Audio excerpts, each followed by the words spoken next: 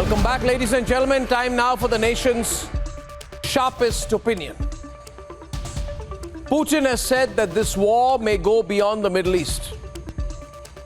Is he saying it because that's his view?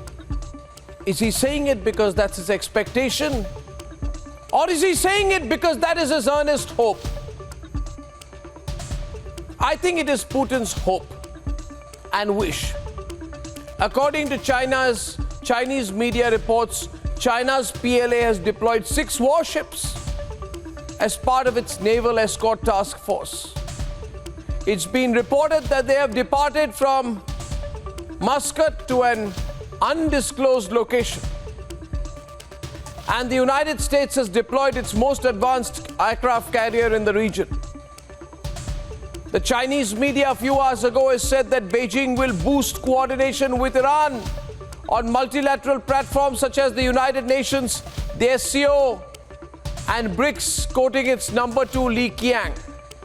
And this happened after talks with the Iranian vice president. Ladies and gentlemen, I'm narrating to you these developments so that the sequence is not lost on us. So that you don't go by the constant deliberate misreporting of the BBC and the obvious bias of propaganda outfits like Al Jazeera. Because the reality must be told. Because the reality of the Chinese hand must be exposed. Because this mystic Chinese interest, these frantic meetings and handshakes in Beijing and Moscow, this sudden, thrilling, gleeful cozying up to the Iranians, which we predicted here at Republic. Remember, we said it clearly that the cat is out of the bag. This is all a China operation.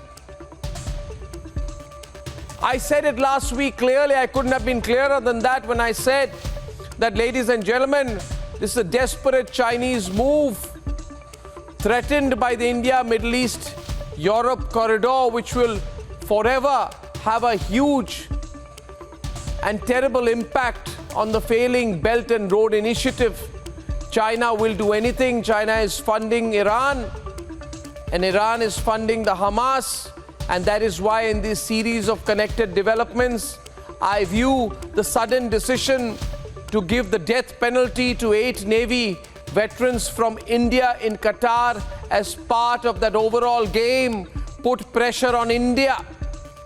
Because India has stood with the right, because India has questioned the Hamas, because India, ladies and gentlemen, has supported Israel, and because India in its sovereign economic interest is tying up as a major global player to provide that alternative to the BRI, a much better alternative involving democratic nations, which is the India-Middle East-Europe corridor. Ladies and gentlemen, China will always be guided to go to any extent in self-interest, to the ends of the earth to inflict damage to protect its own expansionist, selfish and economic interests. We know exactly what their role was in spreading COVID.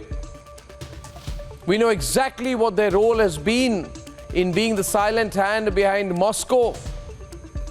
And they are misleading the world, and now global analysts are talking about what we said at Republic for almost over a week, the Chinese hand.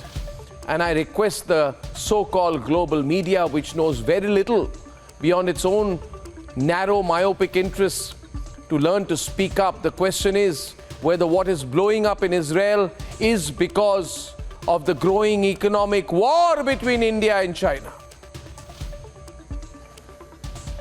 Because China is insecure, terribly insecure of India's growing economic prowess.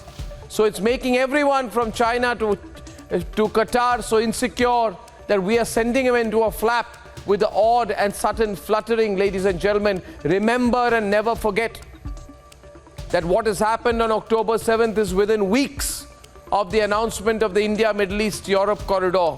Biden's talking about it now. Thankfully, America is waking up to it, speaking up. The American media never understands and has no depth to understand beyond their own domestic issues. Ladies and gentlemen, this war is a war with multiple points of global economic interests. And there is one point being spoken about, which is to blunt India's galloping pace and influence globally. So is there an India link to what is happening in Israel? It is a question on many minds. The developments from the crew on the ground first, and then we'll debate.